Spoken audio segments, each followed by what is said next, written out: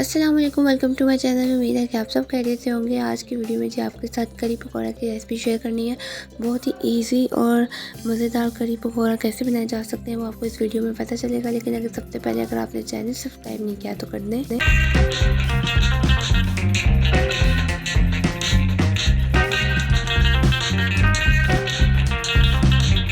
चलिए स्टार्ट करते हैं। बिस्मिल्लाहिर्रहमानिर्रहीम। सबसे पहले यहाँ पे हमने 3 पाव दही लिया है। अगर आपके पास लस्सी अवेलेबल है तो आप लस्सी के साथ भी बहुत अच्छी करी बना सकते हैं।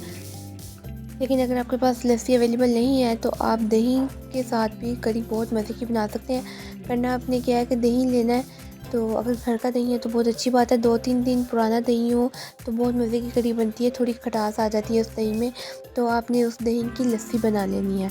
इस तरीके से आपने ब्लेंडर में पानी डालना है और दही डाल के उसकी आपने पतली सी जो है वो लस्सी तैयार कर लेनी है और उसको एक खुले बर्तन में डाल देना है। लस्सी हमारी तैयार हो चुकी है। अब हमने क्या करना है, हमने बेसन लेना है आधा किलो से थोड़ा सा ज़्यादा। तो बेसन अगर हम इस तरह डाल देंगे तो वो जो है उसकी गुठलियाँ बन जाएंगी, तो वो अच्छी नहीं लगती। तो हमने क्या करना है, बेसन को आधा किलो से थोड़ा सा ज़्यादा बेसन है, इसको हमने ब्लेंड कर लेना पानी के साथ, क्योंकि पानी वैसे भी बेसन में डलना ही है। तो इसको पानी के साथ ही हम ब्लेंड कर लेंगे और जो लस्सी हमने तैयार किया उसमें शामिल कर देंगे इस तरह से।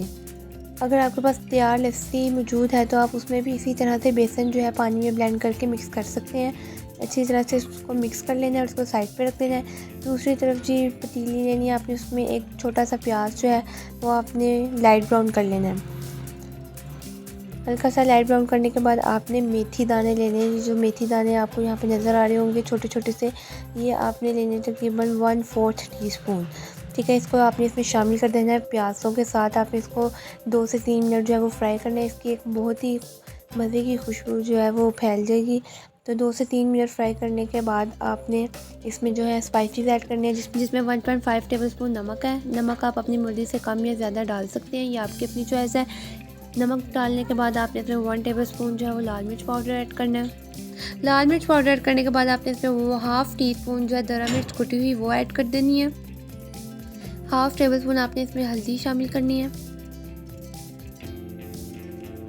1/4 टेबलस्पून आपने इसमें जो है वो ज़ीरा शामिल करना है। ज़ीरा शामिल करने से एक अलग सी खुशबू आएगी, तो ये ज़रूर आपने शामिल करना है, ये आपने स्किप नहीं करना है। इसके बाद आपने जो मसाले हैं वो 1 से 2 मिनट के लिए फ्राई करने हैं, ताकि मसालों का जो कच्चापन है वो ख़त्म हो जाए।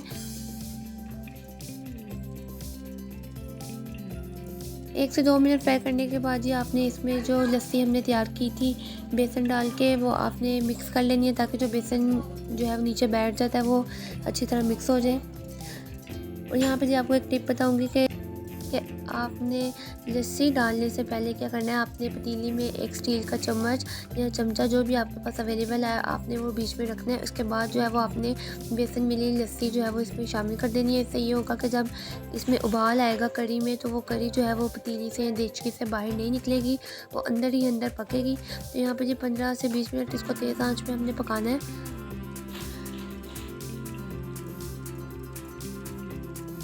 15 से 20 मिनट पकाने के बाद हम इसमें तकरीबन 1 से 1.5 किलो जो है वो पानी शामिल करेंगे, क्योंकि बेसन भी पकाई में टाइम लेता है तो इसमें मज़ीद पानी की ज़रूरत है।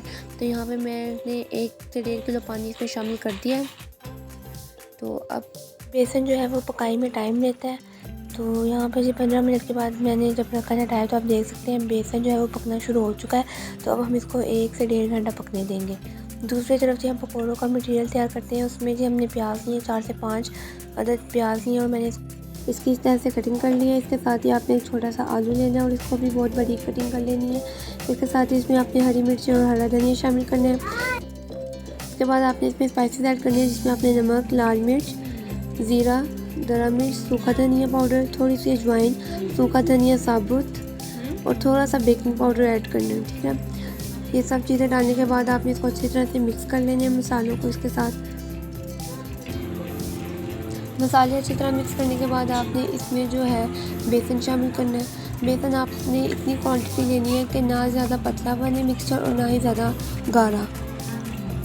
इस तरीके से पहले आपने बेसन मिक्स करना है, फिर पानी जो है वो आपने थोड़ा थोड़ा करके इसमें शामिल करना है, क्योंकि एकदम पानी डालने से जो है वो मिक्सचर हमारा बहुत पतला हो सकता है। तो आपने थोड़ा थोड़ा पानी शामिल करना है इसमें।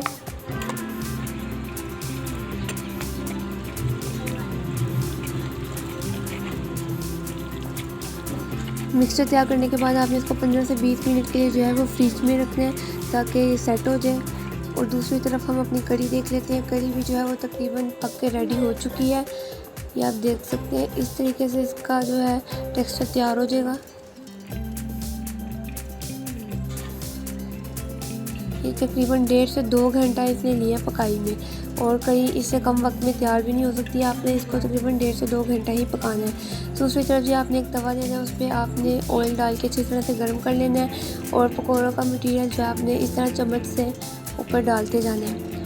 पकौड़े जो है वो डीप फ्राई नहीं करने। डीप फ्राई में जो है वो अक्सर पकौड़े हार्ड हो जाते हैं कड़ी के लिए, तो आपने तवे पे ही फ्राई करने हैं, तो बहुत ही सॉफ्ट पकौड़े बनेंगे आपके। इस तरीके से आपने पकौड़े फ्राई करके जो है वो आपने कड़ी में डालते जाना है।